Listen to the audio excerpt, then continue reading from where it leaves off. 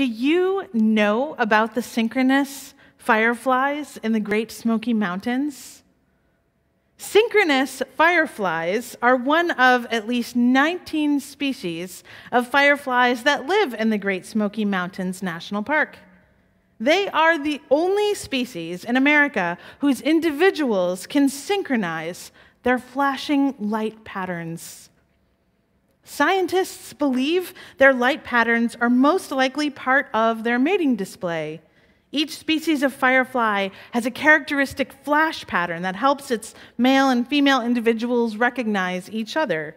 Most species produce a greenish-yellow light. One species has a bluish light. The males fly and flash, and the usually stationary females respond with their flash. Peak flashing for synchronous fireflies in the park is normally within a 2-week period in late May to mid-June, so right about now. Bioluminescence involves highly efficient chemical reactions that result in the release of particles of light with little or no emission of heat. Fireflies combine all the chemicals in their lanterns, part of their abdomens, to make light. The light they produce is referred to as cold light, with nearly 100% of the energy given off as light. In contrast to that firefly light, the energy produced by an incandescent light bulb is approximately 10% light and 90% heat. The truth is, though, no one is sure why the fireflies flash synchronously. Competition between males may be one reason. They all want to be the first to flash. Or perhaps if the males all flash together, they have a better chance of being noticed, and the females can make better comparisons. These fireflies do not always flash in unison. They may flash in waves across hillsides, and at other times will flash randomly. The synchronicity occurs in short bursts that end with abrupt periods of darkness. I have never seen the synchronous fireflies of the Great Smoky Mountains, but I have heard it is magical to behold. And I do wonder about a congregational field trip next summer. Perhaps in our time of physical distance, we did not give off our warmest light. But it was synchronous light, magical, a wonder to behold just how you showed up to this moment on Sunday morning again and again. We were in sync, all of us, perhaps more than ever as a congregation. Not a perfect unison, no, but every time I asked one of you, do you really do the movement prayer from your home along with us? You responded, yes, of course we do. And I stand amazed at your faith. This was the year we all learned what is truly essential. We learned that while having work, money coming in is essential, going to work is not always. And while food is essential, well, so are the grocery store workers, the farm workers, truck drivers, food delivery workers who bring it to our table. Traveling anywhere, the busyness of running errands, in-person meetings, even in-person worship, well, they're all, as it turns out, non-essential.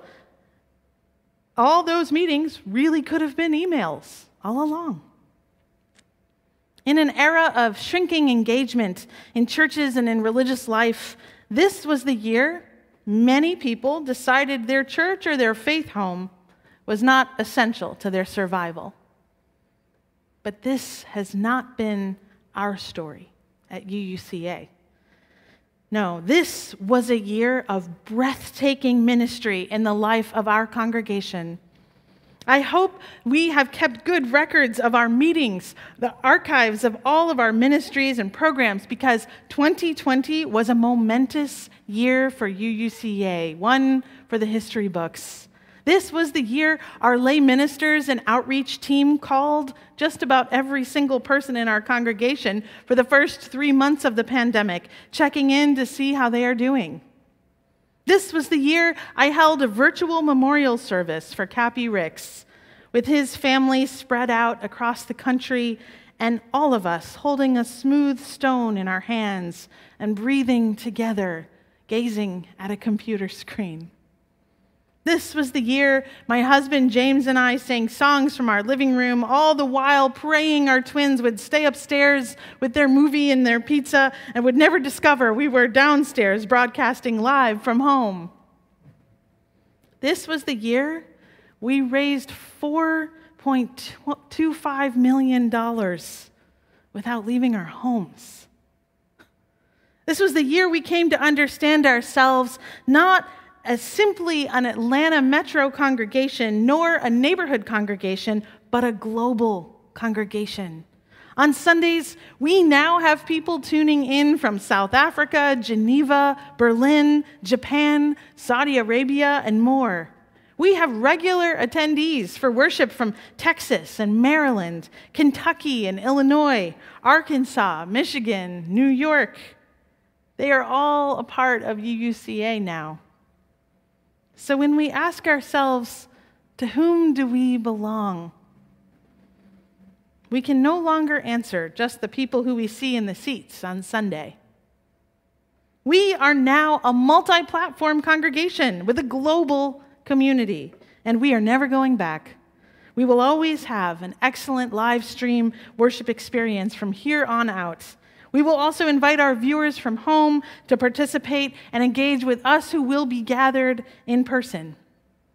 We will engage in our faith journey and our spiritual community in different ways, with synchronous intention, in the spirit of love and generosity, just showing up in whatever way we can.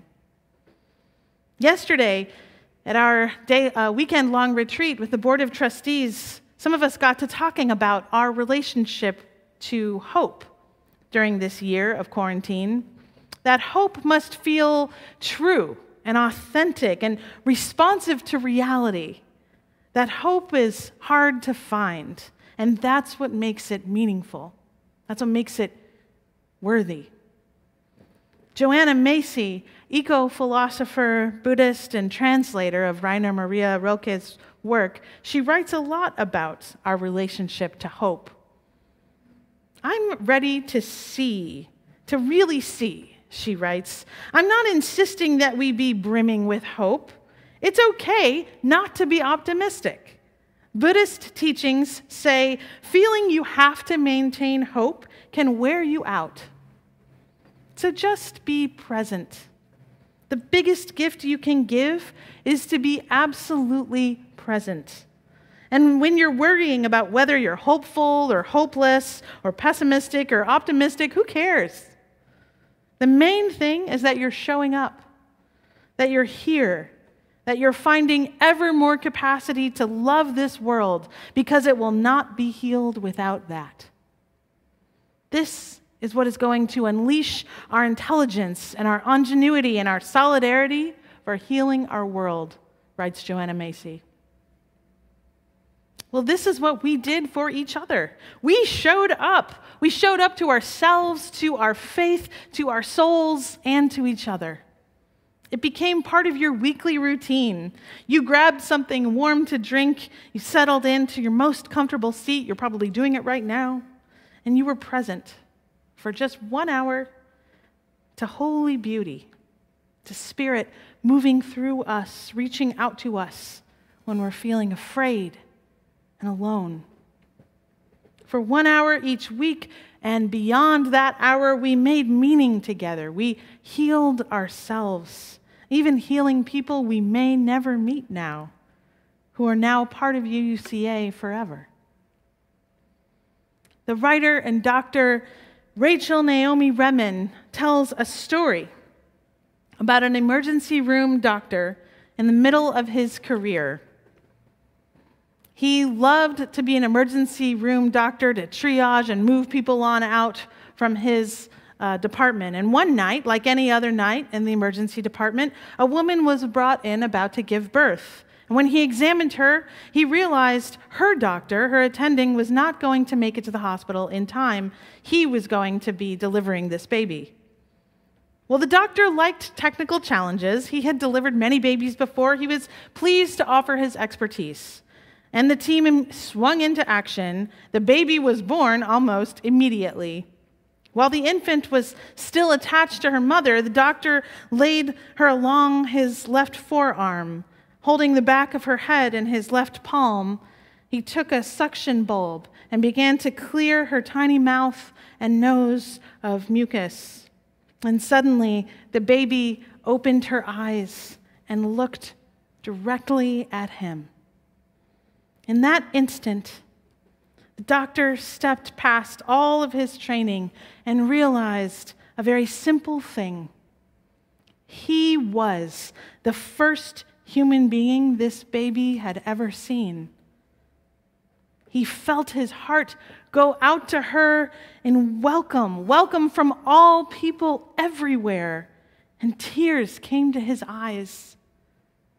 He had delivered hundreds of babies before. He'd always enjoyed the excitement of making rapid decisions and testing his own competency, but he had never let himself experience the meaning of what he was doing. He hadn't recognized what he was serving, not only with his expertise, but with his humanity.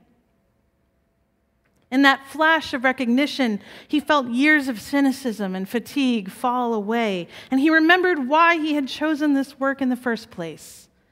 All his hard work and personal sacrifice suddenly seemed worth it. He had been there many times as an expert, but never before had he shown up as a human being. Never before had he felt what it meant to become a sacred connection to life itself. To be the whole world for one person in one instant. What we are doing at UUCA might seem small or technical or mundane sometimes. A simple check-in phone call to see how you're doing today. Singing the same line of verse into a computer or a phone alone in a room 100 times without quite sounding right. Trying to figure out how to show up to a small group of people with authenticity and truth while also trying to figure out how to unmute your mic. So much of our congregational life has become deeply technical this year. But make no mistake, what we are doing here is community mental health care in an era when mental health services are more expensive and elusive than ever. What we are doing here is loving the world relentlessly, and it may seem mundane. It may take the form of a spreadsheet or a meeting agenda, but I assure you, it is not. It is so meaningful. We are as essential as the light of fireflies. The ones we worry about just about this time each summer, will they return? And they do return. And we too have our lanterns in our bellies, lighting the way for each other, for ourselves, wondering if there's anyone else out there. Never realizing we were all flashing our little lights at the same time, inexplicably, remarkably synchronous. We need each other to survive. That has never been more true than it is now. This means we must behave differently as a congregation, as individuals even. And now I'm going to say something that I hope this is the one thing you take away from this sermon. This means that before we post anything on social media, before we speak, before we write, before we act, before we cast a vote, we must ask ourselves the question, is what I'm about to say or do or write going to make this congregation more welcoming, safer for the people who need it? Is what I'm about to write going to make this congregation more welcoming and safer for the people who need us. Like the synchronous fireflies, we are a phenomenon, lighting up the dark across our city, across landscapes, across oceans, liberating so many hearts from the lie that they are alone or that they are unworthy of belonging. If you have found us, if we have found you, join the little chorus, the chorus of little lights across the valley. Just one light is a wonder, but together, the synchronicity of our effort is a phenomenon, a beacon of energy and activity that will guide our way home, our way out of this. May we continue to expand our circle of belonging, and in doing so, heal the world. I'll close with the poet's words. I live my life in widening circles that reach out across the world. I may not complete this last one, but I give myself to it. I circle around God, the primordial tower. I've been circling for thousands of years, and I still don't know. Am I a falcon, a storm, or a great song? Amen.